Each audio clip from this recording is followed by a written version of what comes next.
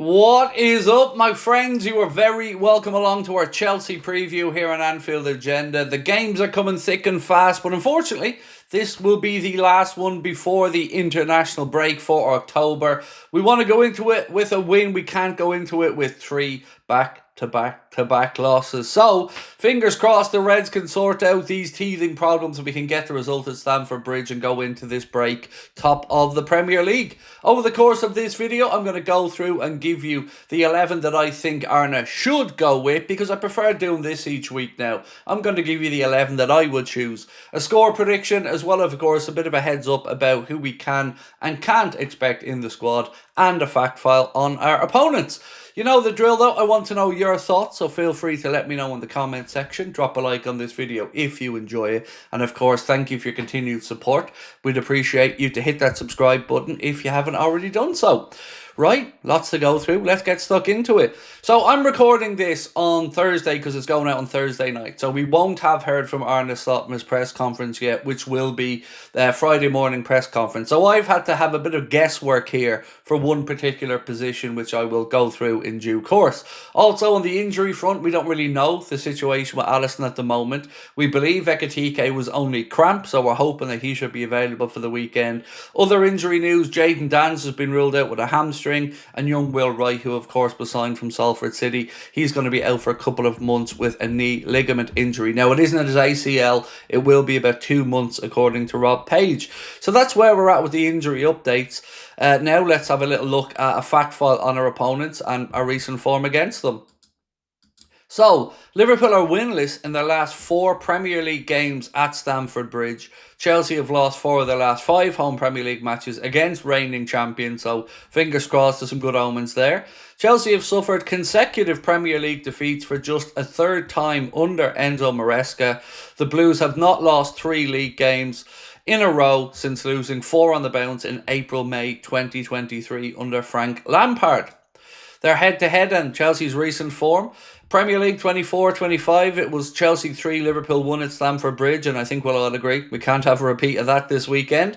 Liverpool 2, Chelsea 1 on the reverse fixture last season. Carabao Cup final 23-24, it was Chelsea 0, Liverpool 1 after extra time. And Chelsea's recent form coming into this one. Champions League, they beat Jose Mourinho's Benfica by 1-0. Then it was Chelsea 1, Brighton 3 in the Premier League, which was a bit of a shock result, to be honest. So hopefully we can inflict another defeat on them. In the Carabao Cup, it was Lincoln City 1, Chelsea 2. Premier League, Manchester United 2, Chelsea 1. And in the Champions League, they lost the first game as well, 3-1 to Bayern Munich. So Chelsea, like ourselves, a bit of a mixed bag of form coming into this one. I really do hope that we can leave Stamford Bridge with the 3 points. So I think it'll be the first time in 5 years we'll have won there. So if we can do that, we know we'll be top of the league going into the international break. If we don't, we could be second, and then we've got United coming straight afterwards.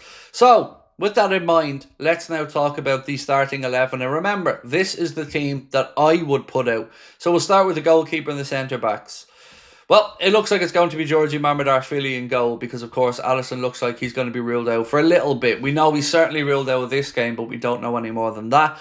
And I would put in Joe Gomez alongside Virgil van Dijk, because we cannot just keep playing players that aren't performing. The manager tried to rest Mo, so at least he had the courage to do that. Didn't work out, I think it's fair enough to say.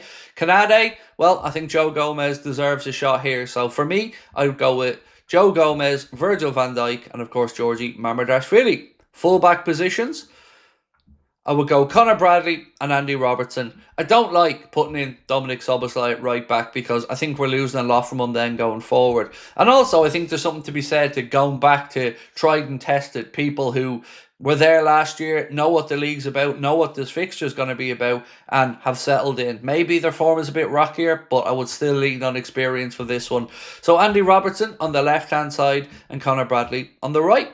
Into midfield now. You can probably guess where I'm going with this one based off what I've been telling you over the last minute or two. So in midfield, I would go back to that tried and tested midfield of Ryan Gravenberch, Alexis McAllister and Dominic Szoboszlai. I just think it makes sense. If maybe things are overly complicated at the minute or the players aren't really responding to what the manager wants, let's go back to basics, get back to the team and the way we played to win the title last year.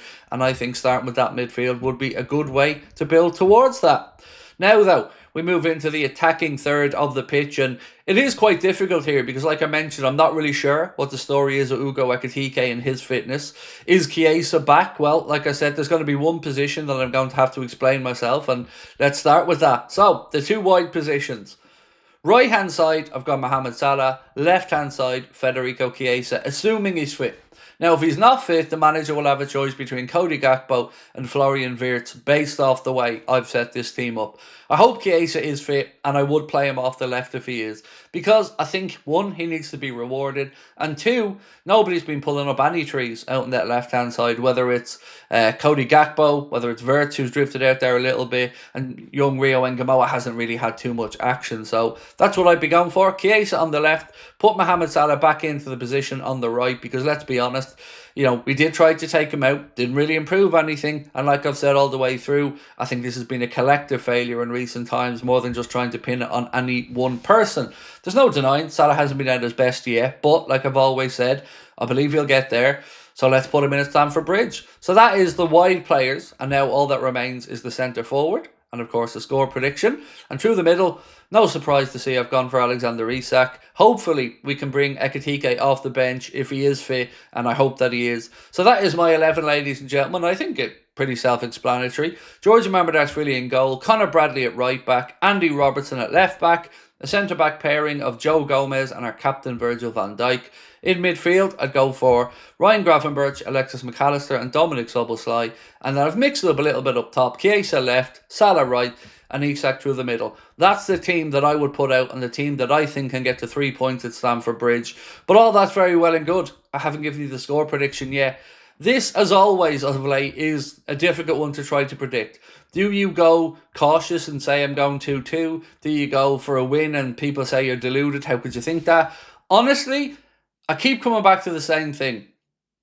It has to click at some point. It has to. And I want it to be this weekend because they can't. They know. 3 losses in a row is unacceptable.